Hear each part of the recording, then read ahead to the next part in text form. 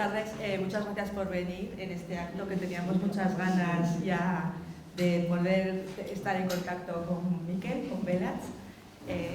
Coincidiendo con que el 17 de marzo era el Día del Cómic, qué mejor ocasión que fusionar dos figuras tan importantes como ha sido el género literario y la persona de Lucio, enfocadas en una persona, y tendremos la ocasión de poder preguntarle lo que queráis.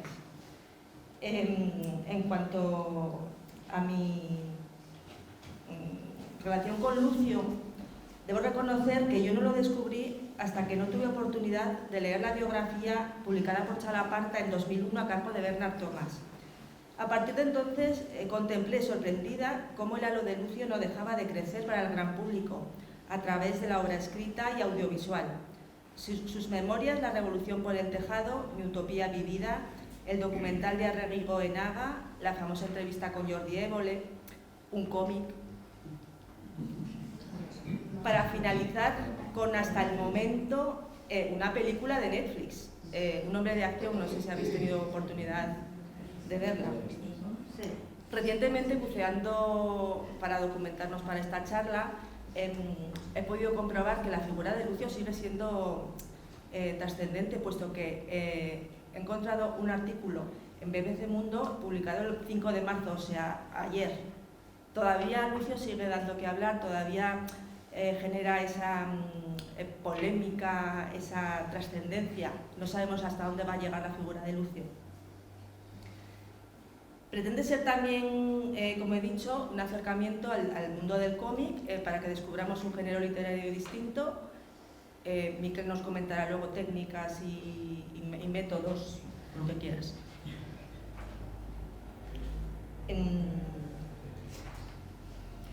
Ahora ya, sin más dilación, vamos a dar paso a un vídeo. Si alguien, por favor, puede apagar la luz. Era un anarchista, ma un anarchista per il popolo.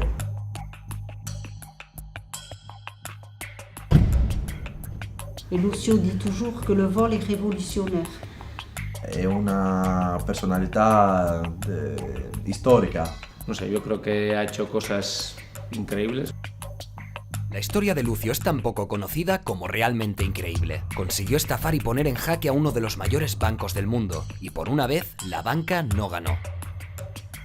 Nadie la cuenta, pero esta es su historia. En 1954, Lucio desertó del servicio militar español y escapó del país en plena dictadura. Tras fugarse, se exilió en Francia e inició una doble vida: albañil por la mañana y falsificador por la noche. Ni me lo creo lo que yo he hecho, ni me lo creo. En sótanos clandestinos y polvorientos de la París más insumisa, Lucio empieza a falsificar documentos de identidad.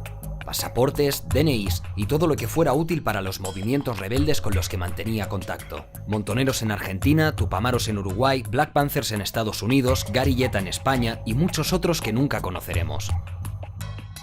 No creáis que todo lo que he hecho me ha salido bien, pero he tenido mucha suerte. Al principio combinaba la falsificación con atracos a bancos europeos, pero abandonó esta vía por miedo a hacer daño a la gente. Pues era anarquista. Los documentos falsos de Lucio colaboraron, por ejemplo, en la fuga de Eldridge Cleaver, uno de los líderes de las Panteras Negras. Pero él no falsificaba directamente, siempre lo ha dicho. Creó el grupo de fotograbadores, dibujantes y expertos de otros campos, y él solo lo organizaba. Lo disponía todo y conseguía los materiales gracias a sus contactos como albañil. Yo no sabía hacer nada, ni imprimir, ni hacer nada. Pues las falsificaciones yo no las he hecho.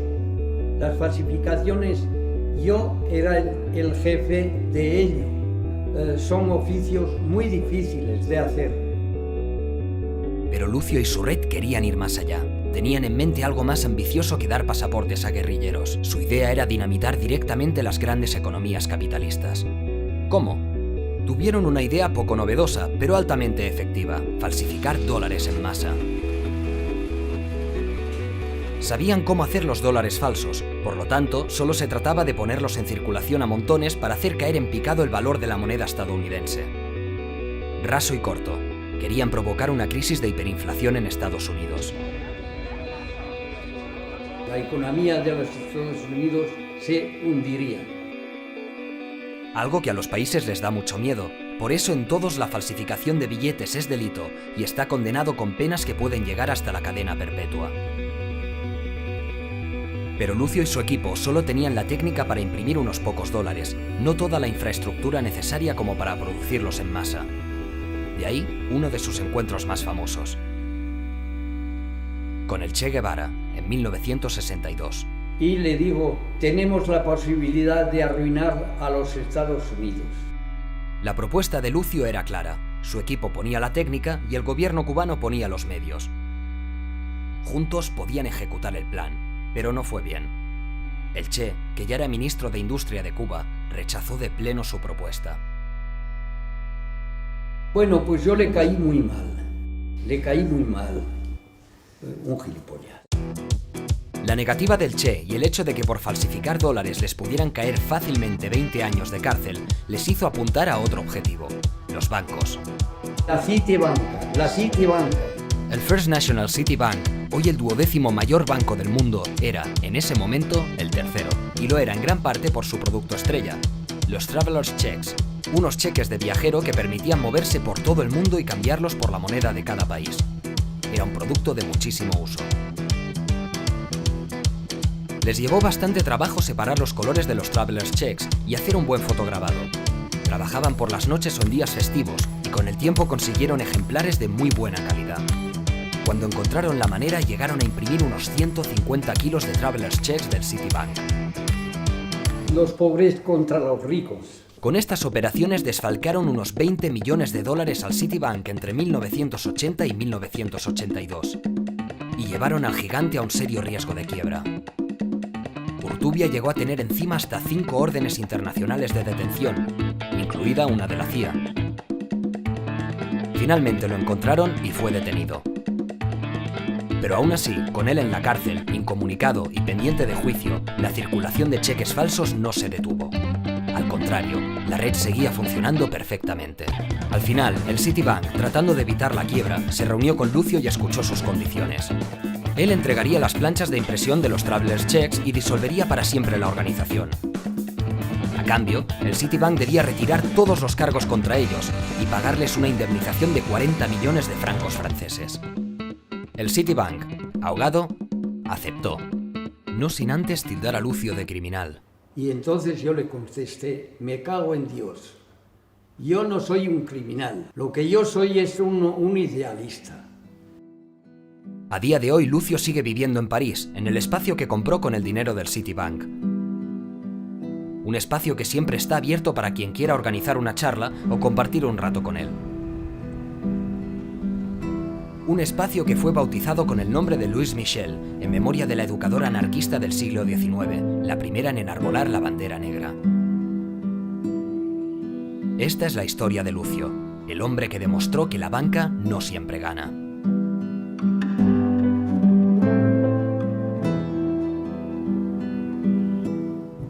Después de poner en este contexto histórico la figura de Lucio, muy conocido para muchas de las caras presentes hoy aquí, pero bueno, nunca viene de más recordar una trayectoria que es histórica en el sentido amplio de la palabra.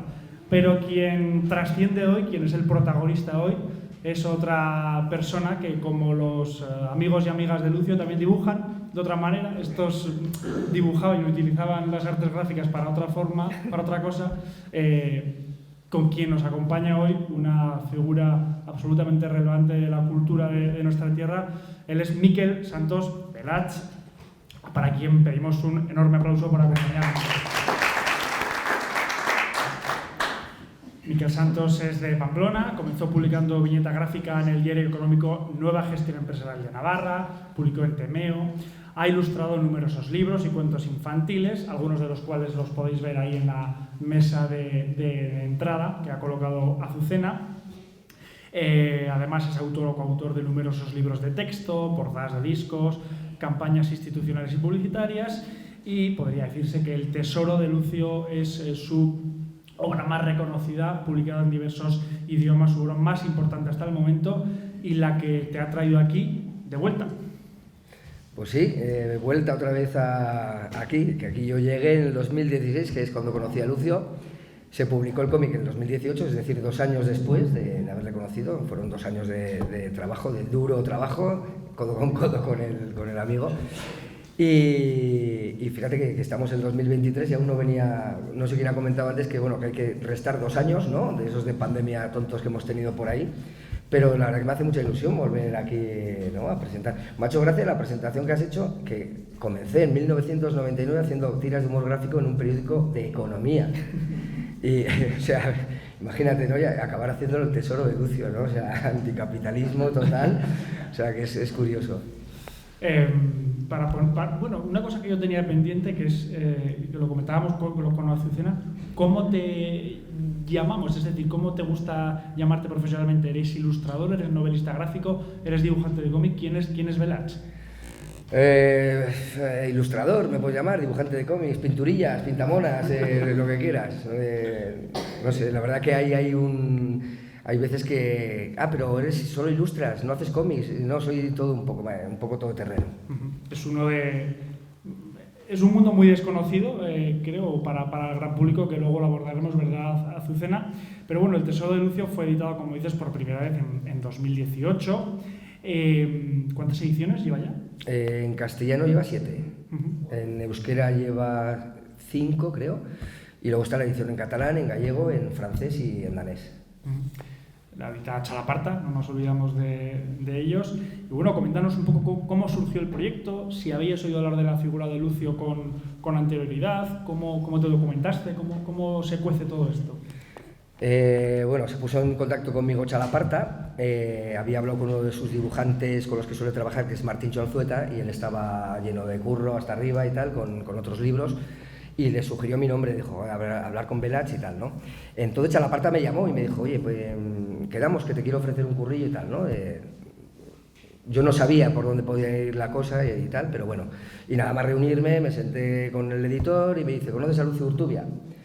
Y lo primero que fue ya un golpe, porque sí conocía a Lucio, un poco a nivel usuario, como suelo decir yo, es decir, lo típico, pues que de cascante, albañil, que falsificaba, pero poco más, ¿no? Pero sí sabía que había hecho grandes cosas, ¿no? Entonces sí, le dije que sí, y me dijeron, no, si queremos hacer un cómic. Yo normalmente en lo que más trabajo es ilustración, ilustro libros, cuentos infantiles y de todo, ¿no? Pero el cómic es lo que más me llena, ¿no? Y sobre todo si encima tengo que hacer yo la historia, el guión, ¿no? O sea, no que me pasen el guión y yo lo dibuje, sino también intentar yo construir la historia. Entonces para mí fue un caramelico. Normalmente meterte en una liada de un cómic es una liada, así con todas las mayúsculas, porque realmente ya sabemos que en el mercado editorial son de lo que vale un libro, te dan al autor solo un 10% y tal, ¿no? Entonces tú tienes que andar pendiente de qué tirada van a hacer, si se va a vender, si va a tener éxito, porque tienes que estar un buen tiempo. A mí me llevó 2 años, ¿no? Entonces yo aposté y dije, esto va a funcionar. Y no lo hice por el sentido de funcionar, dije, mira, si funciona, genial, pero si no funciona, por lo menos he hecho algo que en lo que voy a estar metido y me apasiona, ¿no? Y era la historia de Lucio, claro. Pues aquí, como en un partido de tenis, Azucena y yo nos vamos a ir tirando las preguntas, las cuestiones, y bueno, también habrá, al final, guardaremos un ratito para que podáis conversar vosotros y vosotras con Velach. Queríamos incidir en el proceso de documentación. ¿Cómo fueron las entrevistas? ¿Solo te entrevistaste con él? ¿Te entrevistaste con personas de su entorno, su familia? ¿Lugares donde os encontrabais? ¿Cuántas veces? Cuéntanos un poco, ¿cómo era conversar con él? Bueno, el tema de la documentación, bueno, lo primero que hice, nada más aceptar el trabajo, fue leerme todos los libros, el de Bernard Thomas, los 2 autobiográficos también de Lucio, ver el documental, todo, empaparme un poco de todo. Antes de reunirme con él, me reuní con él, pues yo creo que sería junio, julio o algo así. Él estaba aquí, era en 2016, y ya bajé con un editor a reunirme con Lucio aquí en su casa, en la calle San Juan y tal, y ahí fue mi primer contacto. Me recordó mucho a lo del Évole también, el vídeo ese de sube majo, pues es que parecía yo el Évole, o sea, increíble, ¿no? Y yo estaba nervioso en un principio porque digo, a ver cómo será Lucio, cómo no estoy invadiendo solo hoy conociéndolo, sino voy a invadir durante un tiempo su vida, ¿no? Su intimidad de alguna manera, ¿no? Me acuerdo que siéntate majo, ponte un café, me puso un café y yo estaba ahí como nerviosillo y tal, y es que recuerdo que era como las películas, me eché azúcar, luego pegué un sorbo y lo escupí porque me había echado sal, y me dice, que esto era sal de la cena de ayer, se empezó a reír, y ya empezó a soltar toda su vida, su historia y tal, y me di cuenta que todo lo que me contaba, todo, era lo mismo que yo ya había leído. Yo me di cuenta que Lucio al final estaba tan acostumbrado a contar siempre lo mismo de siempre, que luego conmigo se encontró con una pared de frente porque yo empecé a preguntarle cosas que él no se esperaba para nada, absolutamente para nada. Lo primero que hizo fue darme este cuadernico, me dijo, toma. Y yo, ¿qué es eso? Y tal. Y un cuaderno de su puño y letra, que luego si os acercáis por aquí podéis ver, que aprovecha, como veis, la letra hasta todos los márgenes, o sea, de una manera increíble, ¿no? Y le digo, Lucio, ¿eso qué es? Y me dice, pues ¿qué va a ser el cómics? Me decía, ¿el cómics? Y digo, ¿cómo el cómics? Y tal, empiezo a leer y aparezco yo sentadico en la plaza del pueblo con un fusil de madera en no sé qué, llegan unos falangistas, o sea, y le dije, Lucio, que esto va para largo, que no es tan fácil como esto. Me llevé incluso la sorpresa que mucho más adelante encuentro que pone, qué placer, qué lujo poder contar la historia de Lucio Urtubia, Belach. O sea, había puesto ya hasta la cita, ya digamos de tal, ¿no?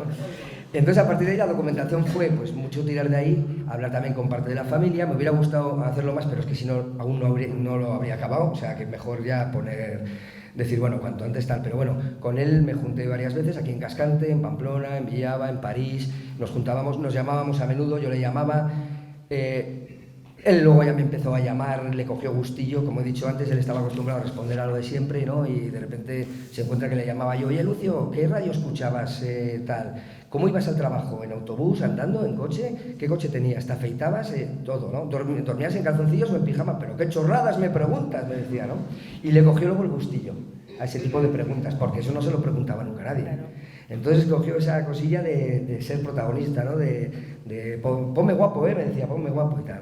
Y la documentación pues fue muy larga, aprovecho ya, tampoco me quiero alargar en cada pregunta, pero aprovecho lo de la documentación para decir que, claro, aparece Cascante, aparece París, aparece Valcarlos, en los años 30, 40, 50, 60, 70, 80, una locura de cómo eran los coches.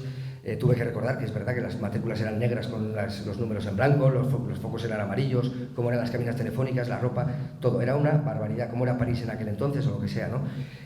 Yo recuerdo que me llamaba Chalaparta porque iba yo retrasado de tiempo y es una anécdota que cuento siempre, que es que, ¿cómo va el cómic, Belach? ¿Lo estás acabando? Yo, pues mira, me pillas ahora en internet buscando un extintor de los años 50 de francés. Y se hizo un silencio, que digo, esto se ha cortado, y me dice, no me jodas, haz un extintor cualquiera y tal. Porque eso a los dibujantes nos gusta mucho afinar los detallicos y tal. O sea que la documentación fue, el día a día era. Recojo el guante que dices de ese proceso de documentación que al final es todo para plasmar en lo gráfico, y sin querer desviarnos primero de hablar de la figura de Lucio. A mí me provoca mucha curiosidad cómo desarrolláis el concepto del cómic, porque el hilo narrativo, primero por ese guión que tú hablas, que tienes que desarrollar, que escribir, lo que sería una propia novela, pero luego también está el hilo gráfico de cómo lo plasmas. ¿Tú cómo trabajas? ¿Qué va primero? ¿Va el guión primero? ¿Va lo que tú te dibujas en tu cabeza de qué vas a dibujar? ¿O son dos conceptos que se van nutriendo uno a otro? A la hora de hacer un cómic, sea este o cualquiera, normalmente partes de una idea, ¿no? Y una idea es, pues no sé, dice uno de Osasuna, pues el chaval de la cantera que debuta en el equipo profesional. Esa, digamos, es la idea. En la idea ya estaba, era contar la vida de Lucio.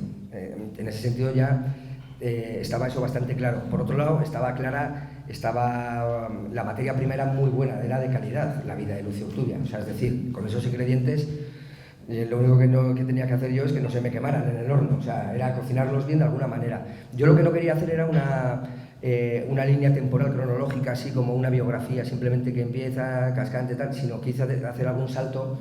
De alguna manera empiezo por el final, para que el lector diga, ostras, ¿qué hizo este hombre, no? Y dejo el principio, o los principios un poco al final, precisamente para que el lector vea una especie de justificación de por qué le llevó a Lucio a hacer todo eso que hemos leído al principio, ¿no? Entonces yo tenía claro que quería hacerlo de esa manera. Hice un viaje regresivo, digamos, de París a Cascante, que lo hace con una chica que es ficticia, pero en realidad es mi alter ego, soy yo, porque le va preguntando, le va entrevistando y todo eso. Y era ese regreso a las raíces, ¿no? A ese sustraya, que en euskera quiere decir raíces, que pone en su casa de París, y era volver un poco recordando, de tal manera que llegan hasta el final aquí a Cascante, y cuento un poco esos inicios. Entonces la manera de trabajar fue básicamente, primero ordenar todo cronológicamente, porque lo tenía todo súper desordenado Lucio en los libros. Yo le llamaba y le decía, pero Lucio, esto, no, pero eso ya pasó 5 años antes, no, eso después, eso tal, y me volvía loco. ¿O cuándo ocurrió eso, Lucio? Y pues no lo sé, no me acuerdo. Y entonces le decía yo, ¿estaba Franco vivo? Vaya, si se había muerto hace una semana el cabrón ese, no sé qué. O sea, yo tenía que primero ordenar todo, y una vez ya que estaba todo ordenado, pues diseminarlo de alguna manera para hacer esa regresión de alguna forma. Y en ese proceso tú tuviste libertad creativa. ¿Plasmaste la idea como tú querías? Tuve un poco de todo. A ver, con Chalaparta no hubo ningún problema, porque yo trabajé con el guión primero, que ya digo que si luego al terminar queréis ver aquí todo, bueno, el guión, fotos de documentación, tengo de todo. Tuve bastante libertad, pero yo le hablaba a Lucio, yo quería que Lucio le gustara lo que yo fuera a hacer, ¿no? De alguna manera. ¿Por qué? Porque van a ser 2 años, no iba a ser un libro de un día, 2 días o una semana que lo escribes y pues no me ha gustado. Si yo después de 2 años el curro que me pegué, Lucio me dice, vaya mierda has hecho, pues que me diría, ¿pero qué has hecho? ¿Esto qué tontería es? Pues yo me muero, me da algo. Entonces yo sí que le llamaba y le decía, Lucio, me ha gustado mucho eso que me contaste el otro día de ese amigo tuyo de la infancia, esto que tal, es muy fuerte, yo creo que lo voy a contar. No lo cuentes, porque yo, tranquilo, que le voy a cambiar el nombre y tal. Que no, que en Cascante van a ver que le has cambiado el nombre, que pues no, pues le pongo el nombre que es, no, porque está viva su familia. Bah, era un coñazo, al final yo decía, mira Lucio, no te voy a decir nada, porque yo cada vez que le decía algo es, no me menciones a ese que está vivo, está muerto, yo qué sé. Sí. Él seguía viviendo esa película aún de espías, ¿no? De no contar cosas y tal, ¿no?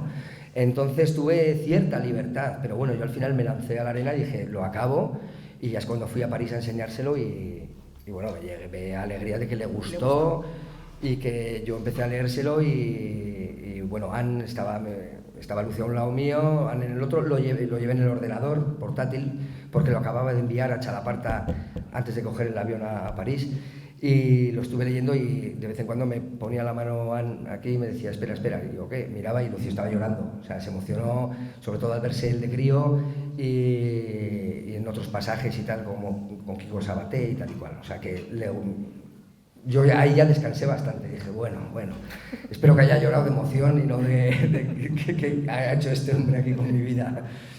Y volviendo a la propia figura de Lucio, claro, como tú bien dices, es una figura que desde hace 2 décadas a esta parte, sobre todo, ha despertado un interés de creación audiovisual, de documentales, de series, de entrevistas, de ensayo. Desde tu punto de vista como de autor, ¿qué aporta una representación de cómic a la figura de Lucio? ¿Tú cómo crees que ha trascendido a una persona que, por ejemplo, a quien no conocía a Lucio, cómo lo ha conocido a través de ese cómic? Pues yo pienso que es muy importante. Bueno, aparte que a mí, lógicamente me encantan los cómics, novelas gráficas, TVOs o como queramos llamarle, me parece un vehículo súper válido, potente, para dar a conocer o comunicar cualquier cosa o contar una historia. En este caso la de Lucio pues es fenomenal, era idóneo. Yo dije que es una vida de cómic como es una vida de película o lo que sea, ¿no? El formato cómic es muy bueno, es muy sencillo porque es una imagen rápida, no sé cómo explicarlo. Yo, por ejemplo, a mi hija le doy el libro de Bernard Thomas y es que no llega a la página 3 o 4, no sé si me explico. Entonces el cómic se lo devoró. Y los amigos suyos lo mismo, Hogarth, tal y cual. Es una manera, y no con esto quiero decir que el cómic sea un formato para infantil o juvenil, de ninguna manera, pero sí que es una manera muy rápida de acercarte, de ver las imágenes ayudan bastante, te ponen ya en contexto, ves... Tú puedes pegarte 3 páginas diciendo cómo era ese día en Cascante, que había polvo, que no sé qué o que era tal. Aquí en un flechazo ya te has metido en la historia. Entonces, para meter al lector o la lectora en la historia, el cómic yo creo que es una puerta muy fácil de abrir. Y la figura de Lucio, como todo aquello que reviste complejidad, que requiere de un análisis profundo por todo lo que abarca, pues se ve abocada en ciertas ocasiones a un escrutinio rápido, barato, superficial. Obviamente todos tenemos luces y sombras, pero ¿qué le dirías a una persona que no ha realizado el esfuerzo necesario de pararse a conocer una figura así, de esta trascendencia? Bueno, es que para empezar la gente es muy vaga, o sea, y los estamos haciendo más vagos, pienso yo, ¿no? En el sentido de que ahora tú preguntas a chavales jóvenes, te sabrán nombres de futbolistas, de tiktokers, de youtubers, de influencers, de cosas que no sabemos ni pronunciar, no sé. Y sin embargo, algo como Lucio Urtubia, realmente la sociedad la construimos los que hacemos cosas. Incluyo a todos, no hablo de yo como dibujante ni nada, ¿no? Los que hacemos cosas, ¿no? Lucio hacía cosas. Han hecho el esfuerzo de venir a escuchar con una actitud, porque eso quieren... Los que nos movemos, los que hacemos cosas, los que decimos... y lo ato un poquito también con la filosofía de Lucio. Lucio cuando llegó a París y se empieza a rodearse de anarquistas y tal, él veía que sí, muy bien, somos anarquistas, pero no hacéis nada. O sea, vale, si nos reunimos, sí, hay que acabar con el capital. Ya, pero y luego decía Lucio, ya, ¿y ahora qué hacemos ahora? ¿Al salir de aquí, dónde vamos? Entonces, el hacer.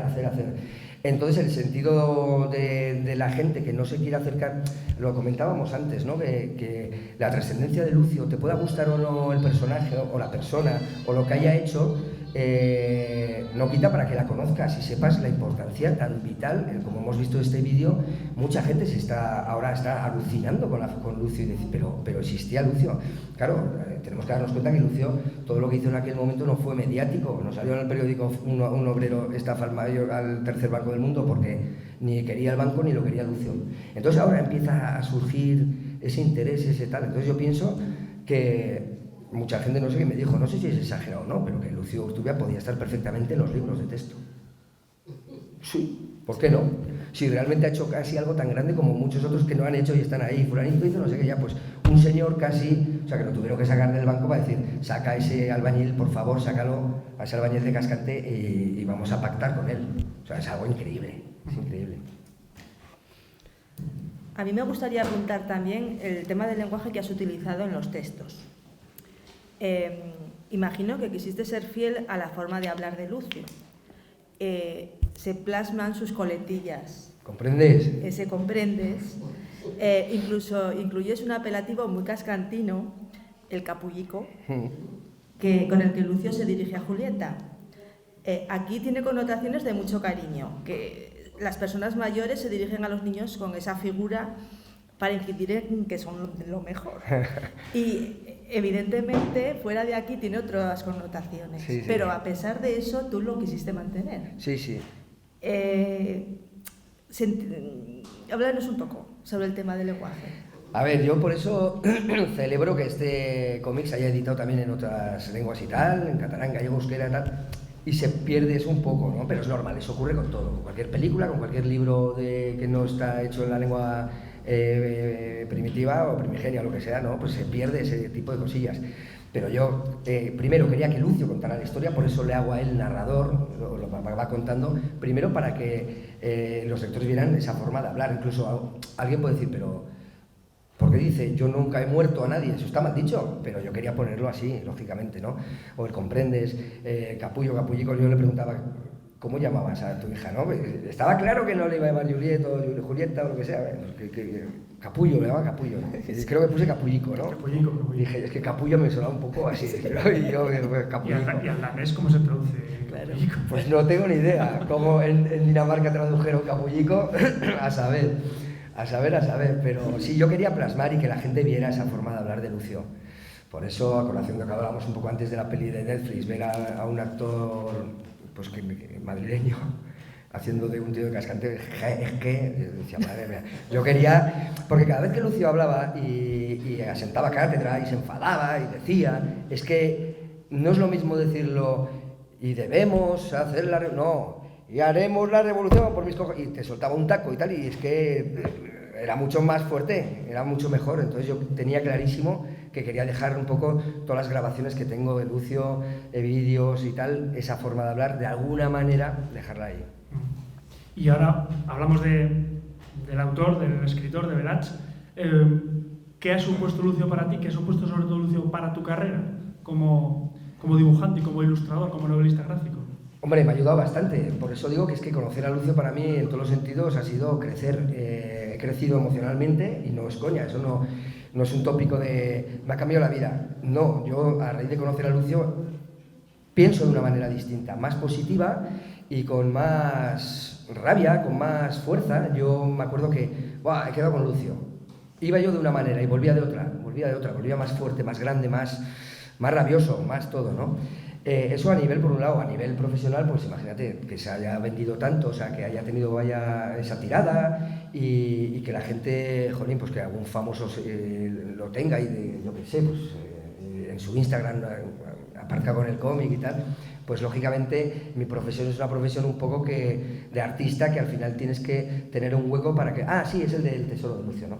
Entonces, de alguna manera, pues sí me ha valido para situarme, para entrar en otras editoriales de otra manera, aunque yo ya llevaba mucho tiempo ya ilustrando, pero digamos cómics más institucionales, un cómic de Osasuna, uno de historia de Navarra y tal y cual, pero este ha servido un poco también para decir, puedo hacer una historia, ¿no?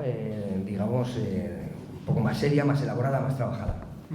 Igual, no sé qué opinas, que en nuestro país la viñeta quizá como que ha estado más encarada a lo político, pues, Forges, Peridis, El Roto, Flavita, Jul, todos estos que como que tenemos esa concepción de la viñeta como algo, igual a nivel general.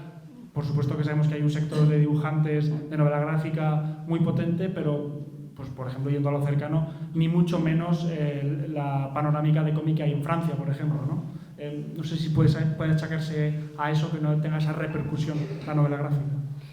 Bueno, hay de todo aquí. A diferencia del mercado franco-belga, Estados Unidos, Japón, que ahí consumen cómics como quien, vamos, o sea, yo alucino, sigo cuando voy a París o a la feria, al Salón del Cómic de Angoulême, la gente está en el metro, está donde sea, sentado en un parque con un cómic y ves la edad y tienen 50, 60, 70, 80 años, da igual la edad, ¿no? Aquí siempre fue, de críos, pues estaban los Mortadelo y Filemón, tal, y luego pues hazañas bélicas o el Capitán Trueno, Jabato y cosas así, ¿no? Y luego estaba la crítica política en los periódicos, digamos, de humor gráfico. Pero no ha habido una educación a nivel serio de cómic, ¿eh? Era simplemente el chiste, voy a leer un chiste, o si no, si tengo un sobrino que le han escayolado la pierna y está en Virgen del Camino, le llevo un superhumor o un Mortadelo. Era como algo que, ¿sabes?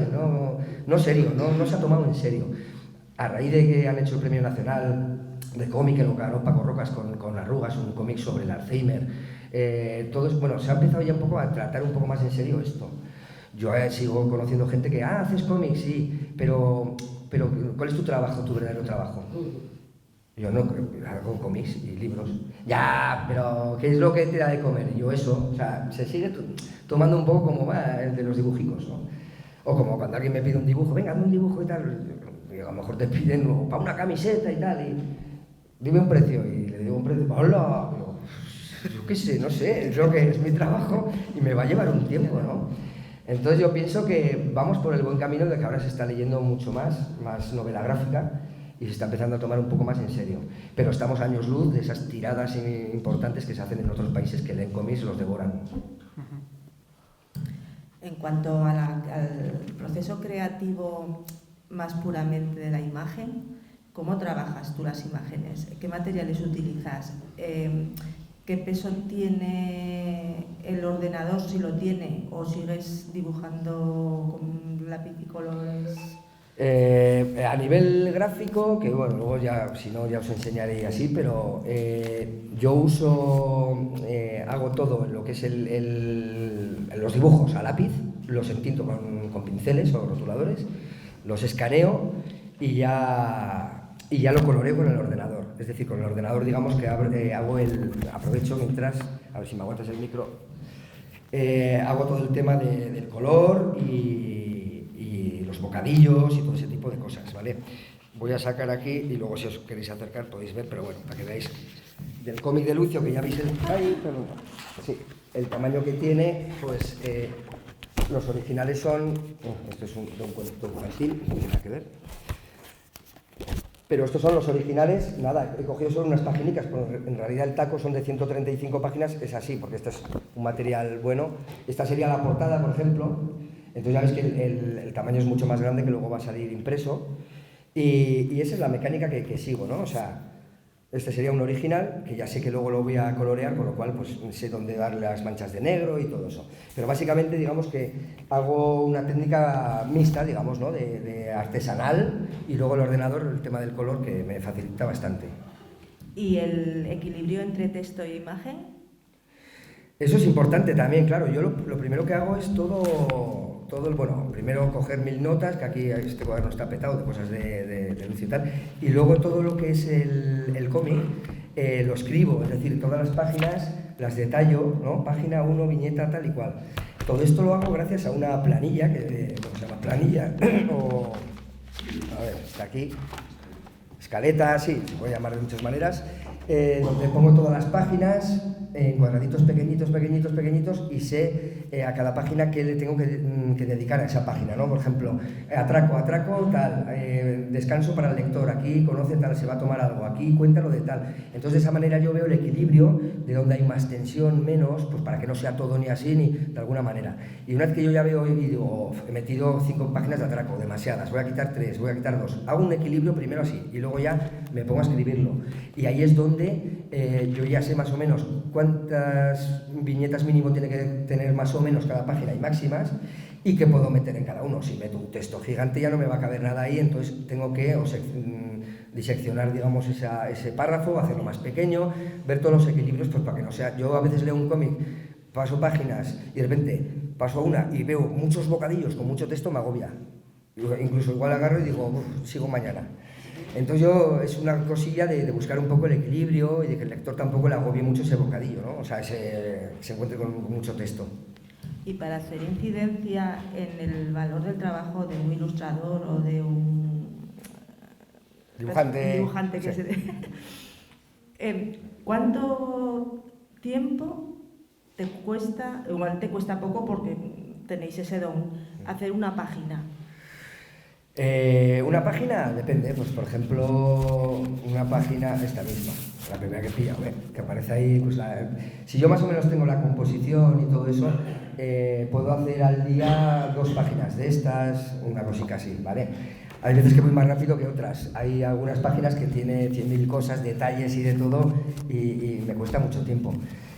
Otras, pues que hago algún truco, entre comillas, ¿no? Por ejemplo esta, que están aquí cuando hacen una cena celebrando que se ha muerto Franco y tal, que aprovecho también para explicar un poco esta página.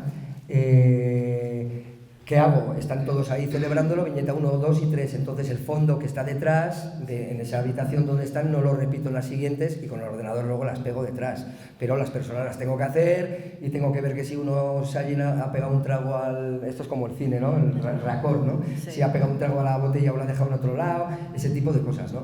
Y aprovecho, aprovechar para explicar aquí que durante el cómic sí que he usado mucho este recurso de que aparezcan varias viñetas frontales contando una misma escena, ¿no? Y esto yo lo asemejo al teatro. A veces en cómic, depende de la velocidad que tienes, narrativa que tienes que imprimir o transmitir, te mueves mucho la cámara, el plano, ¿no? Ahora aquí, ahora lo pico, lo contrapico, aquí, allá. Pero eso a veces puede marear, si realmente no es una persecución o algo así, puede llegar a marear. Entonces, cuando hay conversaciones que yo quiero que el lector solo se centre en lo que están hablando, y para que se queden con la idea y tal, muevo lo mínimo la cámara, entonces hago una especie de teatro, están todos de frente, hay muchas escenas de cocina, donde la cocina se mantiene igual, ¿para qué? Para que el lector siga leyendo y ve que siguen ahí en la cocina, haciendo sus cosas y tal, pero a la vez hablan. Pero bueno, igual es mi sensación como lector, quizá los momentos en los que quieres hacer un impasse más dramático, o igual es que te brota así.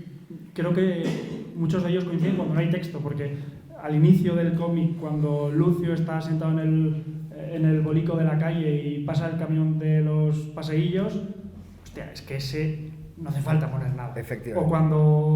O cuando Nerea y Maite hablan de Amadeo y lo comentan con la protagonista, es que no hace falta poner nada, o sea... Un silencio. Mucho, sí. Y he usado muchos silencios en el cómic. Bueno, principalmente también porque yo a veces me ocurrió con Lucio que le hice alguna pregunta y se quedó callado y me cambió de tema, y ese silencio yo lo tengo cuando oigo los audios, ¿no? Que le grababa, oigo ese silencio, ¿no? Y digo, fíjate, ya me está respondiendo, no ha dicho nada y me ha respondido, ¿no? Entonces yo uso mucho esos silencios o para reflejar una soledad o evadir un tema, entonces lo veo muy importante. Primero también que hace descansar al lector y hace de alguna manera decir al lector, aquí hay algo. Si contesta rápidamente, no, pero si le cuesta contestar un poco y le das ese espacio, le estás dando esa tensión. Fíjate que en una película no existe ese problema porque va pasando la cinta, tarda en contestar y contesta, ¿no? Pero en un cómic, la velocidad de leer las viñetas, hay gente que va así, pim, pim, pim, pim, entonces dices, espérate, te voy a poner varias viñeticas en silencio para que digas, algo pasa aquí, ¿no? Y se note ese silencio. Otra de las virtudes, Azucena, no sé si estarás conmigo, es, bueno, que en una obra literaria y en una obra audiovisual puede ser una virtud, pero en muchas ocasiones acaba siendo una mierda, por decirlo rápido, que son los saltos temporales. O sea, como un autor no esté muy seguro de qué quiere contar y qué quiere hacer con los saltos temporales, se carga la obra. Y en este caso yo creo que es, o sea, niqueladísimo cómo están los saltos temporales que ha hilado Belach. Y precisamente le da valor a todo el concepto de la obra y a toda la historia y a cómo se quiere contar. Porque te cuenta, no sé si lo hemos comentado antes, la infancia de Lucio te la cuenta al final. Y entonces dices, ahora entiendo muchas cosas. Por ejemplo, a los lectores que solo conocimos a Lucio en vida, una parte última de su vida, o que no conocíamos, pues esos saltos temporales vienen a decir, oye, que antes de todo esto, antes del brilli, pues Lucio también existía y hubo esto, ¿no? Sí, yo realmente también, los saltos temporales me dan mucho miedo. Yo hay veces que veo una película de 5 años antes, o 2 semanas después, un año tal, unos minutos antes, y me estás volviendo loco, me estoy liando.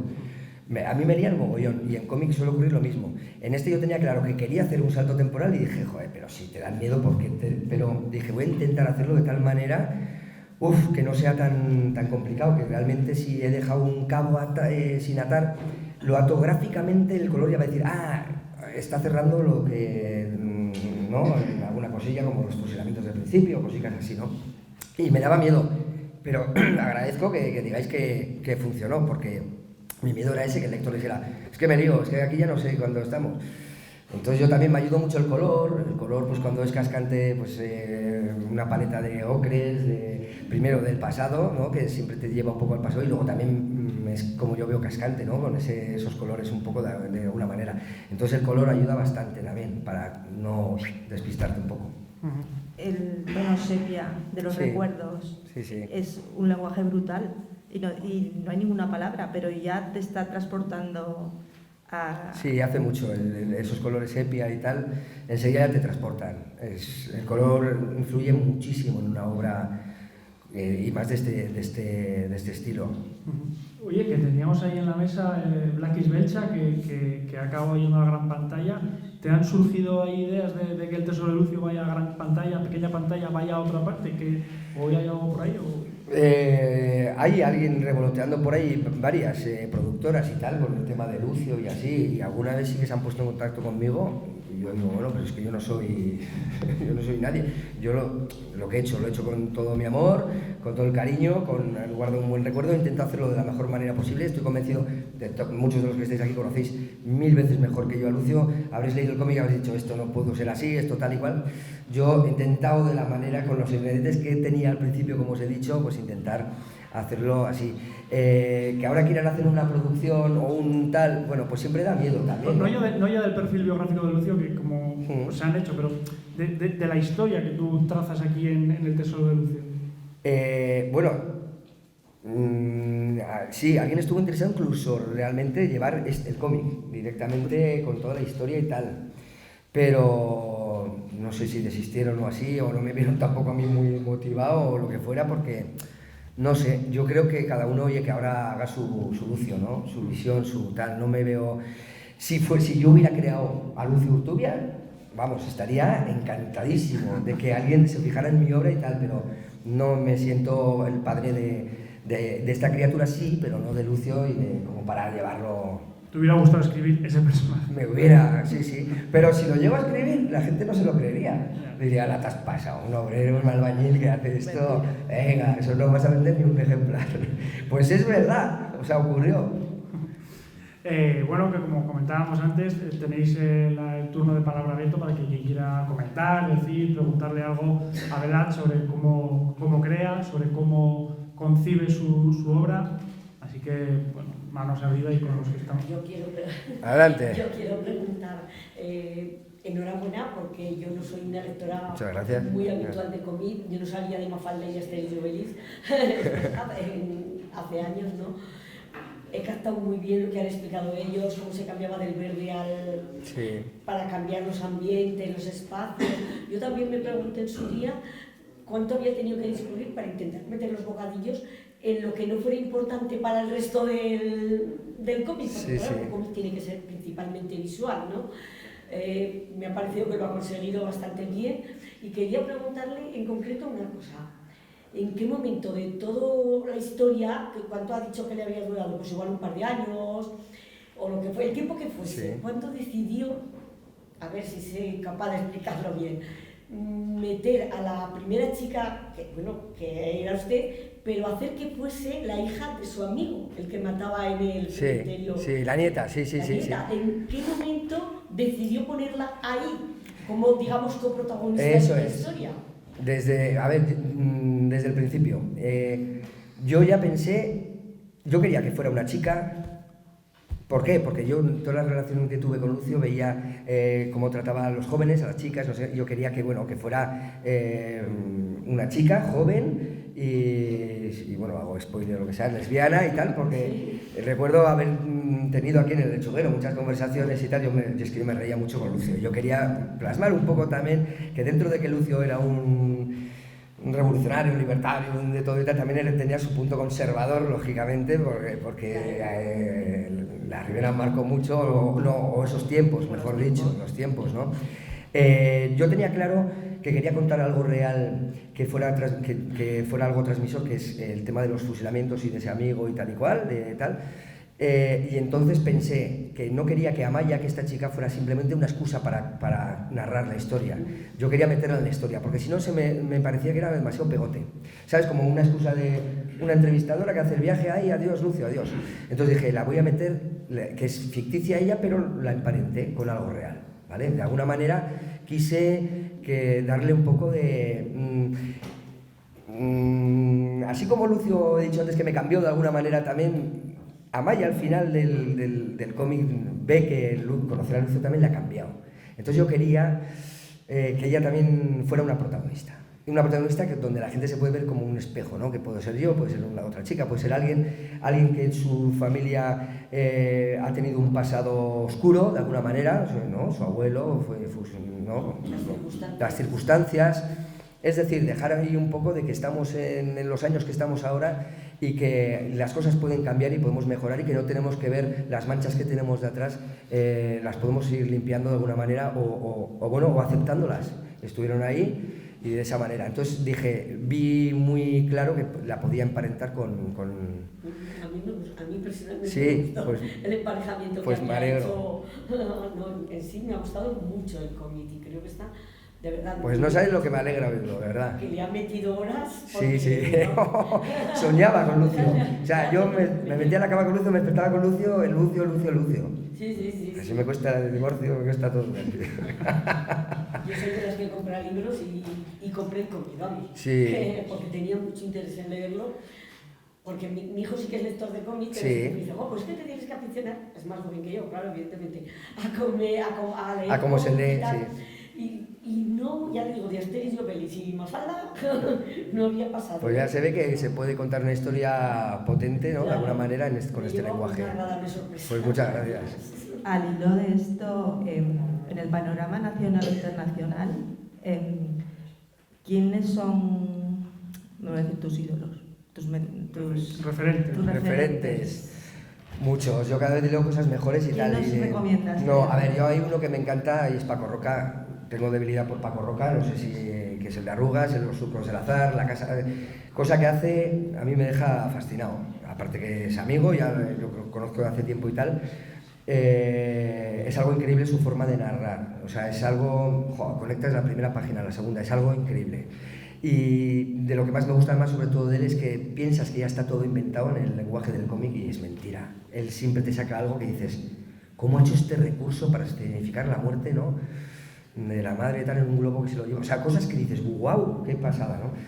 Y por lo demás, pues leo un poco de todo lo que me cae. Y luego igual te dice, mira, que es otra cosa, el mundillo del cómic es curioso, porque ¿te gustan los cómics? Sí. Entonces conocerás a François Houellebecq. Y yo, pues no. Joder, ¿pero no te gustan los cómics y haces cómics? Sí. Pero eso es como si te gusta el cine, sí. ¿Conoces al director austrohúngaro? Pues no. Pues entonces no sabemos todo, ¿no? Y hay un abanico gigante en el cómic, y luego están los géneros. Pues me puede gustar el cómic y a lo mejor me están ofreciendo uno de aventuras que yo no suelo leer o lo que sea, ¿no? Entonces a veces leo alguno que digo, qué bueno, qué bueno, qué bueno, y luego se me olvida el nombre, que dices, error, ¿no? No me gustaría que alguien se olvidara de mi nombre o lo que sea. Pero así como referente, pues diría que actualmente Paco Roca.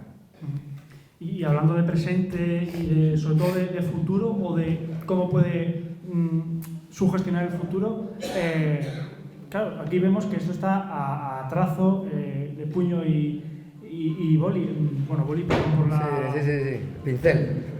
Pero las nuevas tecnologías, lo digital, ¿cómo intercede en la creación de, no de ti, sino en general? Sí, lo digital ayuda muchísimo, siempre y cuando también no perdamos el arte. Ahora que se habla mucho de las inteligencias artificiales, de tal y cual, que te pueden hacer, le dices, hazme un dibujo con estilo de Picasso de un niño saltando con una cuerda en un monte y un mar al fondo, y te hacen un dibujo, pero increíble, en un momento, ¿no? En la inteligencia artificial dices, ya, pero bueno, primero que nosotros nos vamos a la mierda, eso va a empezar, de continuar así, ¿no?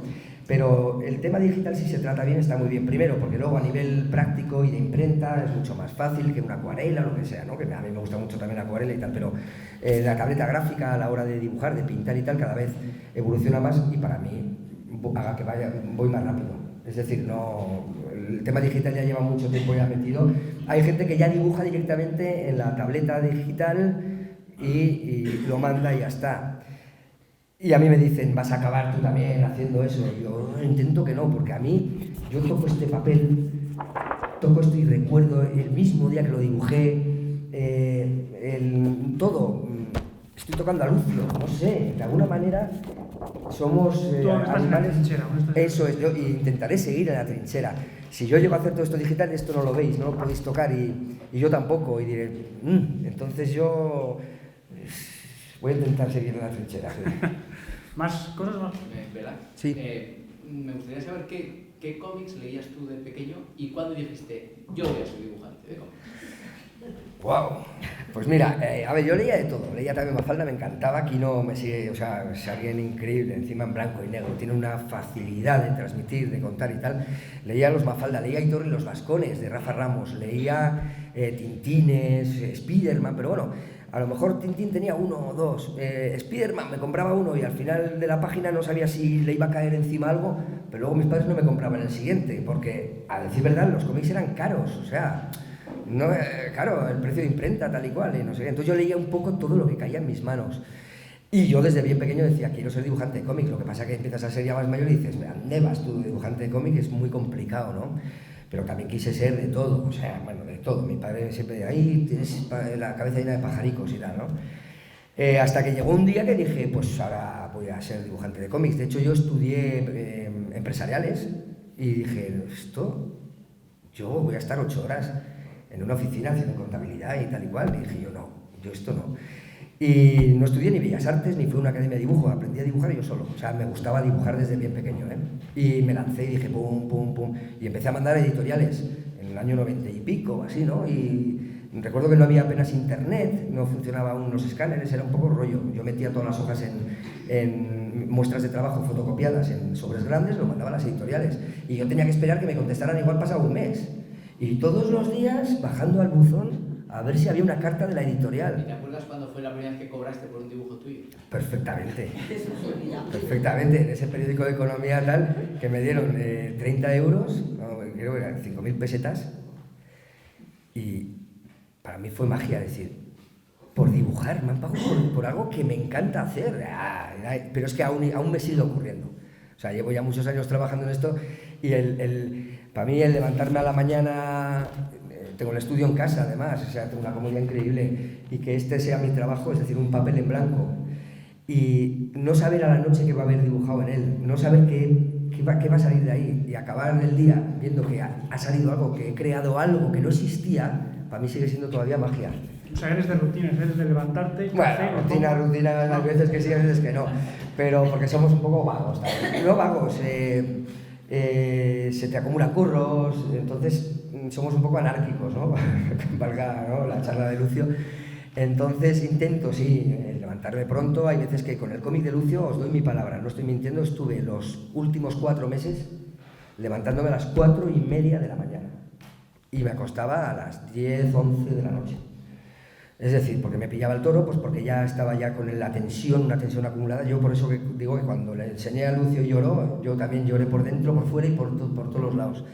Entonces sí intentamos llevar una rutina, pero a veces es complicado porque precisamente trabajo en casa, tengo 2 hijas, que de repente ahí está, que no sé qué, se te va el santo al cielo y tal y cual, pero intento llevar un poco una rutina. También hay síndrome del folio en blanco, como los escritores. El horror va Sí, muchas veces sí, pero en el momento que superas lo primero, la primera página, el primer boceto, el primer tal, ya ¡fum!, autopista. Pero el principio es muy complicado. Yo ahora tengo que hacer un cuento que me ha llegado, es un cuento rarísimo, o sea, pero muy divertido para niños. Y aún no he empezado, pero estoy ya nervioso del momento de coger el papel en blanco y decir, ¿cómo hago este personaje? ¿Cómo lo creo? ¿Qué atmósfera le doy? ¿Qué colores le daré? Te crea incluso un poco de ansiedad, pero luego ya, ¡fum! Pero sí, hay veces que te quedas en blanco y dices, ¿qué hago ahora? ¿Qué hago? Y te entra la presión. Cuando yo trabajé de humorista gráfico, que era más soso que ni sé, yo ahora las leo y digo, pero madre mía, y me pagaron, igual les tengo que devolver el dinero porque era sosísimo. Digo, yo suelo decir que era un mal humorista gráfico. Yo leía, o sea, yo tenía que a lo mejor entregar cada día una viñeta, como hace César Oroz en el Diario de Navarra, o Aos en Noticias, o tal, y yo decía, madre, o sea, esa tensión de que van pasando las horas y no se te ha ocurrido nada, y tienes que entregar algo, eso es una presión, y dije, el humor gráfico, fuera. Primero, 1, no tengo gracia, y 2, esto tampoco tiene gracia, o sea que... Más cosillas por ahí, más manos, más preguntas. Bueno, no sé cómo lo ves, Azucena, buen ratico ya llevamos, una horica, como también comentabas, para que quienes queráis os podéis acercar cuando acabemos para que veáis. Sí, para que veáis, echáis un ojillo y... ¿Cuántos meses de trabajo hay aquí encima de esta mesa ahora mismo? Sí, aquí hay unos cuantos meses de trabajo, sí. Y o ver el cuaderno de Lucio, lo que queráis. O sea, que yo he estado súper a gusto y tenía muchas ganas de venir aquí. Y me ha creado, cuando entraba con el coche a Cascante, me ha hecho así el corazoncillo un poquillo. ¿No volvías desde cuándo? Pues yo creo que antes de la pandemia, sí. Antes de la pandemia, yo creo no he vuelto. No. O sea, no volvías desde que... 3 años. Desde que Lucio estaba porque porque yo a Lucio, las últimas veces que estuve con él ya fue en París. Fui a visitarle y en el hospital y todos esos años. Yo tengo una curiosidad, sí. Le habré invitado a comer el lechuguero, ¿no? Por salir en el cómic. Sí. Además, uno de los días cuando ya estaba el cómic hecho y tal, comimos aquí en el lechuguero Lucio y tal, y le enseñó el cómic y él no sabía que salió. Y yo, ¡oh! Si lo habéis dibujado aquí y tal, igual. Yo creo que ese día no sé quién invitó, no sé si el lechuguero o Lucio o alguien, pero hoy ahí está, en un cómic. En Dinamarca están viendo, el lechuguero. En una página se intuye, pero en la otra se ve. Sí, se ve perfectamente. Es que siempre comía con Lucio ahí, entonces dije, yo quería plasmar todo lo que había vivido con Lucio. Y el paseo por arriba, que era también... El dibujo de todo lo que se ve, el sí, pues todo paseaba yo con él después de comer y yo decía, esto lo tengo que dibujar sí o sí. Sí, porque además es que es espectacular. Qué guay. Y yo no soy de Cascante, ¿eh? Ya. Pues ya se agradece, sí. Yo quería plasmar todo eso, un poco lo que por eso me ha hecho un poco así el corazón también. Pues bueno, por nuestra parte, Azucena, un placer haber compartido este rato de vida de Lucio, de cómic, de literatura, al fin y al cabo, que la literatura es leída, pero muchas veces es conversada, como en este caso. Y, ostras, pues un placer que Azucena haya puesto en marcha esta iniciativa y me haya invitado personalmente para poder compartir este rato. Pues gracias a los dos, de verdad, estoy súper a gusto y sobre todo también a todos vosotras y vosotros que os habéis acercado aquí a oír mi chapa o lo que no sé si O sea, no sé, tenéis en la cabeza igual otra idea o lo que fuera, pero bueno, yo disparo, yo me preguntan y yo tiro. Yo por mi parte, que no lo he comentado antes, agradecerte, Joseba, se me ha olvidado. De verdad, yo la primera vez que ya tenía idea de hacer esta actividad, yo lo visualicé con Joseba, o sea que le agradezco que haya estado aquí, espero que hayas disfrutado, como yo he disfrutado. Y espero que esta charla y el contacto con los lectores te haya A mí me encanta. ¿No ves que trabajamos en un zulo ahí metidos en un agujero como topos ahí dibujando solos con una soledad increíble, ¿no? Que yo precisamente con el cómic este, antes de ponerme a dibujarlo, enseñé el guión a amigos míos dibujantes, guionistas, y de hecho me dijeron, esto, y cambié cositas y tal, ¿no? O sea, es que trabajamos muy solos, ¿no? Por eso cuando tengo oportunidad de que alguien me comente y tal, ese trato, esa cercanía, romper esa barrera, ¿no? De, joder, es increíble, ¿no? Es como si alguien en un teatro acaba el teatro y nadie le aplaude porque no hay nadie. Yo acabo el cómic, lo he entregado, y tengo que ver en internet críticas y cosas, ¿no? Pero me gusta cuando alguien se me acerca y me dice, me encantó, ¿no? O el otro día en un bar, que estaba yo con el tesoro, porque se lo había firmado alguien, y llegó el camarero, no me conocía de nada. Ah, ese ya lo he leído. Y yo ya temblando, ¿y qué te pareció? ¡Guau, me encantó! Y yo, Pues soy yo. Así que muchas gracias. Pues nada, para finalizar el acto, y como homenaje a Lucio, vamos a escuchar la canción, pero podemos hablar y comentar lo que queráis. Y os podéis acercar sí. a Melachi, darle un fuerte aplauso. Sí, gracias.